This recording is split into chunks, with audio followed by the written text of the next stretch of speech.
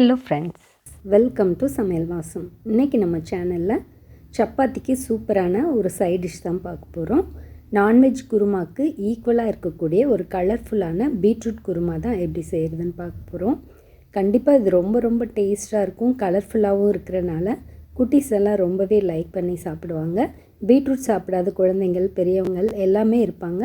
அவங்களுக்கு இந்த மாதிரி குருமா வச்சு கொடுத்தீங்க அப்படின்னா கண்டிப்பாக சாப்பிடுவாங்க. ஏன்னா இது ரொம்ப ஸ்வீட்னஸ் தெரியாது. மசாலா சேர்த்து குருமாவாக அரைச்சி வைக்கிறனால ரொம்ப டேஸ்ட்டாக இருக்கும். வாங்க எப்படி செய்கிறதுன்னு பார்த்துடலாம். ஒரு கடாய் ஹீட் பண்ணிவிட்டு அதில் கொஞ்சம் ஆயில் சேர்த்துக்கலாம். ஆயில் ஹீட் ஆனதும் ஒரு பே லீஃப் போட்டுக்கலாம். 2 சின்ன துண்டு பட்டை, கொஞ்சமாக கல்பாசி சேர்த்துக்கோங்க. கல்பாசி நிறைய சேர்த்துட வேண்டாம். அதனோட அரோமா வர வரைக்கும் ஃப்ரை பண்ணிடலாம். இப்போது ஒரு பெரிய வெங்காயத்தை கட் பண்ணி சேர்த்துடலாம். கூடவே ஒரு பச்சை மிளகாய், கொஞ்சம் கருவேப்பிலை சேர்த்துடலாம். பச்சை மிளகாய் பின்னாடி இன்னும் சேர்ப்போம். இது தாளிப்புக்காக மட்டும் ஒரு பச்சை மிளகாய் சேர்த்துக்கலாம். இப்போது வெங்காயம் நல்லா வதங்கினதும் 1 டேபிள் ஸ்பூன் அளவுக்கு இஞ்சி பூண்டு பேஸ்ட்டு சேர்த்துக்கலாம்.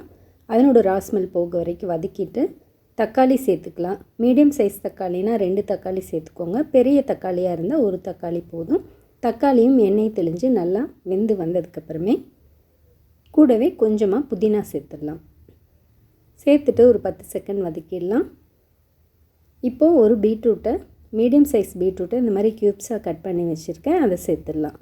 பீட்ரூட் சேர்த்துட்டு சிம் பண்ணிவிட்டு 2லேருந்து 3 நிமிஷம் பீட்ரூட்டை நல்லா வதக்கிடணும். அப்போ தான் பீட்ரூட்டுடைய அந்த மைக்கும் இல்லைங்களா, அந்த மைக்கு தன்மை இல்லாமல் இருக்கும். அதுக்காக இப்போ பாருங்கள், எண்ணெய் தெளிஞ்சு பீட்ரூட் வந்துடுச்சு. 1 teaspoon chicken masala, 1/4 teaspoon garam masala சேர்த்துருக்கேன். தேவையான அளவு உப்பு சேர்த்துக்கலாம்.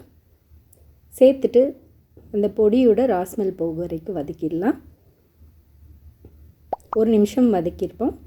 இப்போ கொஞ்சமாக தண்ணி சேர்த்துக்கலாம். ஒரு 1/4 டம்ளர்லேருந்து 1/2 டம்ளர் அளவு மட்டும் தண்ணி சேர்த்துட்டு சிம் பண்ணி மூடி வச்சுட்டு அது வெந்துட்டுருக்கட்டும். அதுக்குள்ளே ஒரு மிக்ஸி ஜாரில் 3 டேபிள் ஸ்பூன் பொட்டுக்கடலை,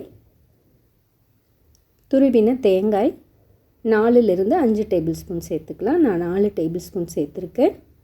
கூடவே 3 பச்சை மிளகாய் சேர்த்துக்கலாம். இப்போது மிளகாய் உங்கள் காரத்துக்கு தகுந்த மாதிரி சேர்த்துக்கோங்க.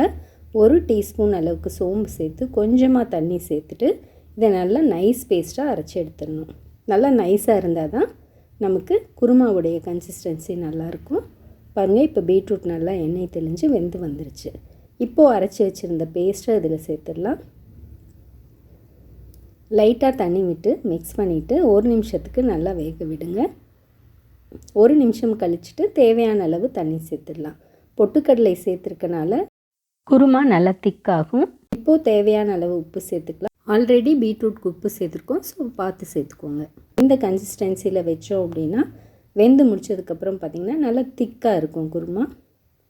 மூடி வச்சு மீடியம் ஃப்ளேமில் 2 நிமிஷம் கொதிக்க விடுங்க. அப்பப்போ அடிப்பிடிச்சிடாமல் மிக்ஸ் பண்ணி விட்டுட்டு இதே போல் 4லேருந்து 5 நிமிஷம் வரை கொதிக்க விட்டு ஆஃப் பண்ணிட்டோம்னா சூப்பரான பீட்ரூட் குருமா ரெடி ஆகிடும்.